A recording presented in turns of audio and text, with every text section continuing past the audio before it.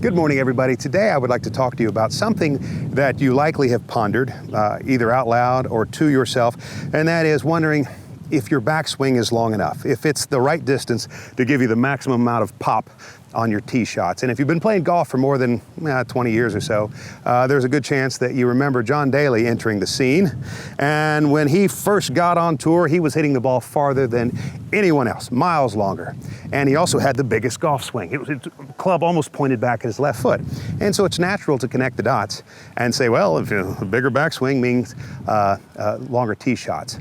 And to give you an idea of where this lesson is going, I want you to know that a big backswing, provided you're staying within the rudiments of good form, is only a well-made beginning. There's something else that's far more significant, and let me outline it like this. Let's take you out of golf and put you into something else, and then I promise to bring you back, and I hope with a better understanding of where this lesson is going. Pretend you're going to try to throw a baseball as fast as you possibly can. The natural thing to do would be to take it back as far as you can so that the distance this thing travels, not in the backward motion, but in the forward motion, can be the farthest.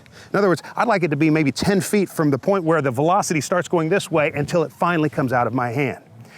That would be ideal. However, just because I have a lot of arm swing going back doesn't mean I can't still squander it. In other words, if I have it way back here but then release it here, then that long backswing didn't do me any good. Now, how does that relate to a golf swing? Let me ask you to forget about the arm now. That was for baseball, but the principle is still the same. I want you to think more about hip turn during the downswing. Every student of golf knows that the golf swing is initiated, that is the downswing, by the lower half. And so if a person, most people do this very well, take a backswing where they have 90 degrees of shoulder turn and about 45 degrees of hip turn. No harm done yet, but nothing over the top good either. That's just pretty standard. Where most people lose their distance is in the downswing, their hips there's 45 degrees of turn. The hips are pointed over there. I started here, they're here now.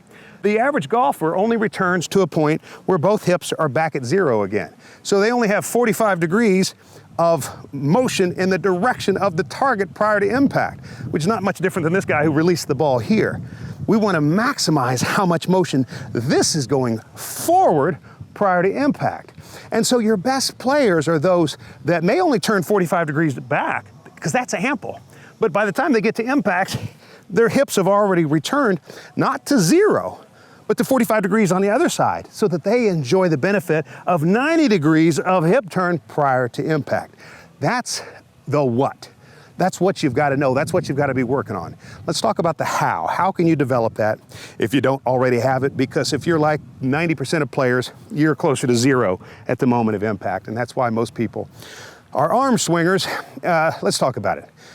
I'm going to just tune in the moment of impact for a moment. Here's what I'm going to do. I'm going to go ahead and set up and then open my hips to that position that's 45 degrees. Now, I want you to be careful to observe my legs. This leg is not out in front of this leg. It's in line with it. The hips are open, and this knee is over toward the other knee, not out in front of it. That's important. Start with this thing here. My hips are open. Put that club behind there. Take a little practice swing. And then just take a little cock of the wrist and hit that golf shot. Now you'll find, relative to the amount of energy used in swinging, that ball takes off pretty hard. You're in a great position from which to really release that club and hit it. I would do that a couple of times. Let me say it again. I'm gonna start square, get my weight on my left foot, get this knee in line with this knee, hips pointed 45 degrees left of the golf ball, take a little flip of the wrist, and then hit that golf shot. You're gonna find that it really, really takes off.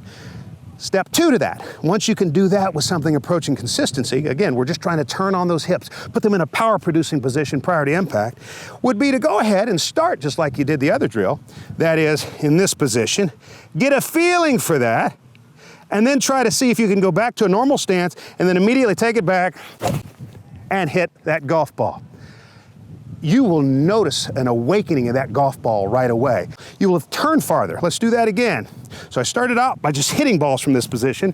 Now I'm just going to put it behind there again, start in that position, get a feeling for it, go back to a normal stance, and hit that golf ball, and you'll find it has a different energy.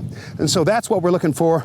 The what is more hip turn prior to impact. The how is working on those 2 little drills. And I hope to hear lots of success stories from you. Thank you for watching.